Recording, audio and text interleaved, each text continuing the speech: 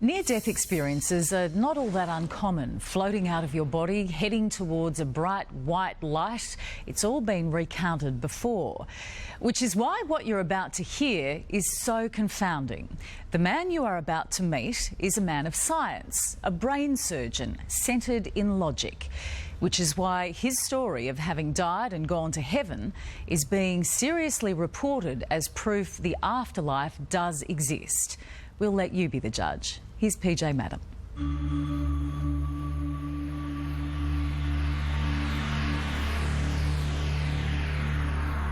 You know, before this, I'd spent 20 years in academic neurosurgery. I thought I had a pretty good idea how the brain works and how it generates consciousness.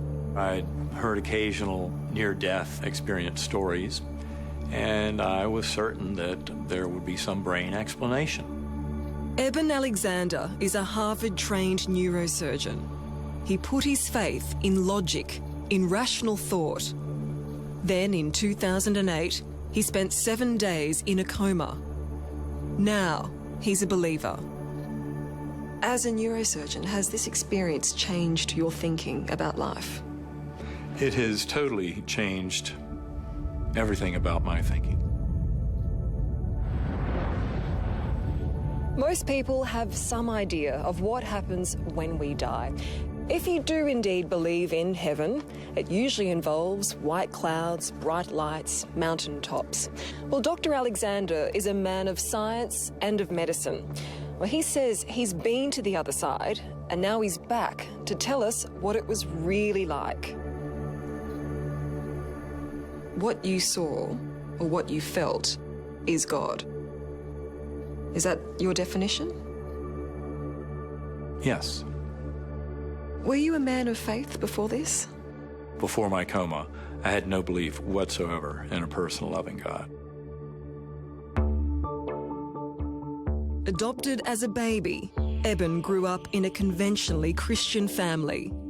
If you had asked me before my coma, how much would a patient who was extremely sick and should have died from a severe case of bacterial meningitis, how much would they remember?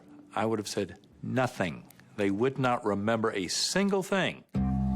That all changed when this life-saving surgeon suddenly found himself facing his own mortality. November 10, 2008. It didn't really start off as being very good, did it?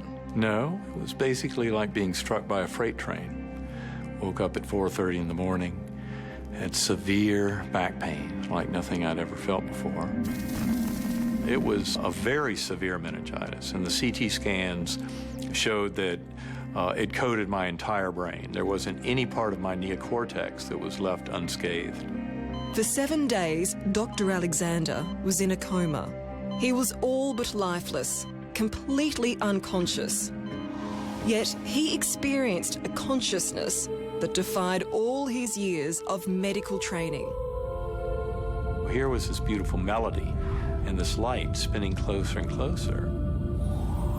It opened up as a portal into this gorgeous realm that was verdant, waterfalls, colors indescribable, and millions of butterflies flying through, a very ultra-real scene. And then there was a warm breeze blowing through that was like the breath of divine.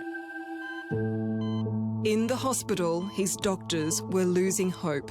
My physicians were telling my wife that basically she'd be raising our sons alone.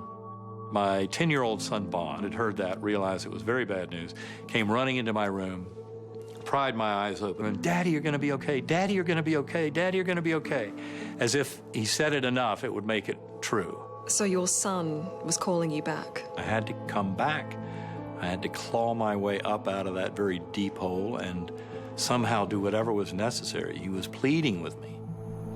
On the 7th day, against all odds, Dr. Alexander awoke. By medical standards, he made a miraculously quick recovery.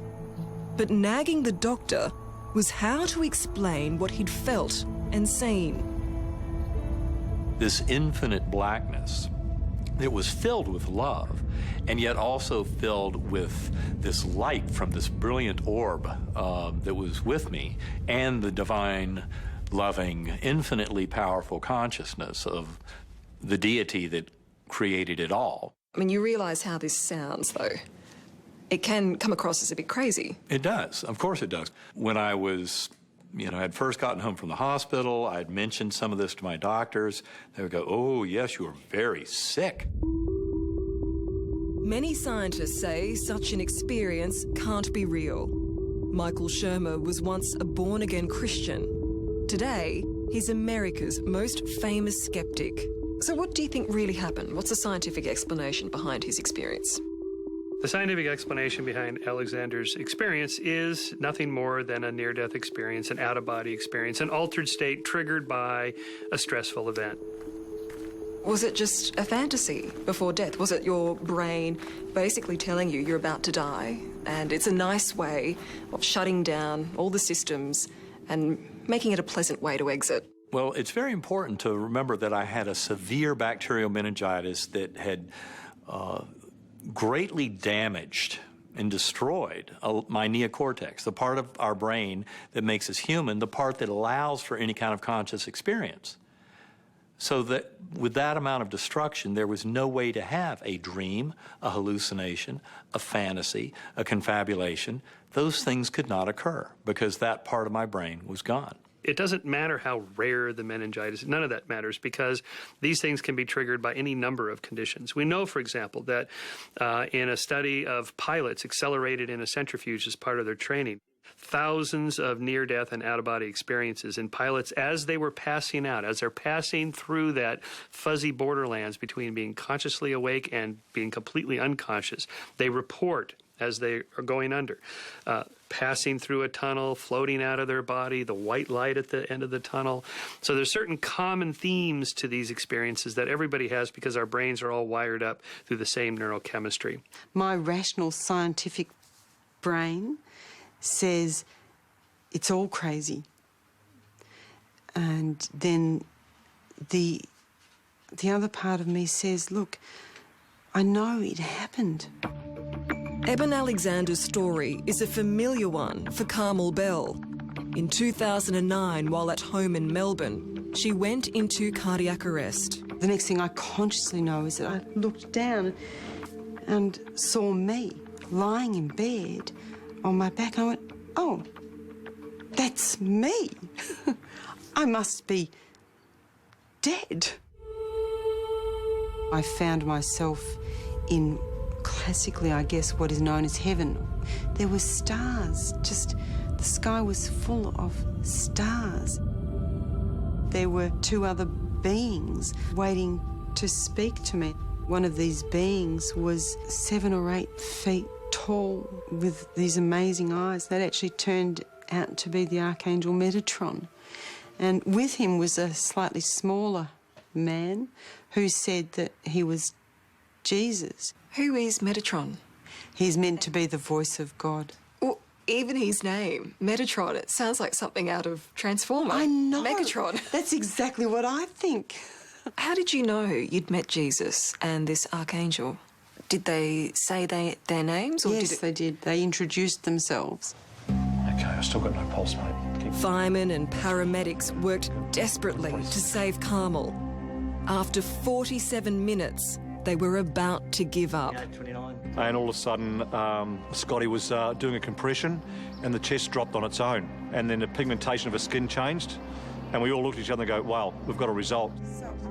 Carmel came back to life but remained unconscious. Months later, once she had recovered, she met her rescuers, Steve, Scott and Gary. Her first words were pointing at Gary and saying that she recognised him, and then pointing to Steve and saying, I know you, and then pointing to me and saying, I know you, but you had more hair. And at the time that we had the MR call with Carmel, I did have longer hair, and then cut it short. So, yeah, that was a surprise. Yeah, that threw us all back. We thought, wow. I don't think it's crazy. Wouldn't it be nice when science can actually catch up? And, but Is it meant to be proved? There are all kinds. Attempting to prove it is the job of Dr. Sampania. From a scientific perspective, we have to accept that these experiences occur. There are millions of cases out there, and it would be unscientific just to reject them. Here at New York's Stony Brook Hospital, this medical scientist is collecting evidence that consciousness can live on once the brain dies. Although the person is in fact dead and the brain doesn't function and the heart doesn't function, but the cells inside the brain are still in a potentially viable state. They're almost hibernating. 25 hospitals in Europe and the United States are participating in Dr. Pania's research. After we die, based on the evidence that we have so far, that entity that makes me into who I am doesn't become annihilated. Does it continue tomorrow or the day after? I don't know. But certainly the first few hours after we die, during that phase when death is reversible, there is no evidence that it's annihilated. It's also important, though, to realize that the interpretation of the experience depends on a person's background. So, for instance, if a Hindu in India has a near-death experience and sees a being of light, then they will interpret that potentially as being Krishna or one of the Hindu deities. Whereas if somebody, say, in Australia who's a Christian, or in America who's a Christian, has an experience, they may perceive that they saw Jesus. One of their tests of whether out-of-body experiences really happen is to place photos like this butterfly high above critically ill patients on the operating table. And the idea is very simple. If we get a group of people who come back and claim to have seen us, we want to know whether they also see the images as well. It was one vivid image seen by Dr. Alexander that finally convinced him that what he'd experienced was real. There was a beautiful girl beside me on the butterfly wing. I can remember her face so perfectly, these sparkling blue eyes and light brown hair and this loving smile, and she never said a word, but her thoughts went right into me. You are loved, you are cherished dearly forever. There's nothing to fear. I knew her face so well, but I'd never met her in my life. This is the woman Eben saw. Her name is Betsy. After Eben was adopted, his biological parents went on to have more children, including Betsy. She died in 1998. They never met, and it was only after his coma that the family sent him this photo. And it was the very same girl who had been on the butterfly wing. And her face in the picture was almost mocking me, like, do you finally get it? People want to believe. They want to think there's an afterlife, everything's going to be great, everybody loves you, all justice will be served, and everything will be made right in the end. I mean, who wouldn't want to believe that? I would like to believe, but what's more important for me is what's actually true. I saw things I couldn't understand, couldn't explain, and I figured someday there would be a brain-based scientific explanation. Now I know there's a much easier, simpler, more straightforward explanation. That is that our soul is eternal, that our spirit lives forever.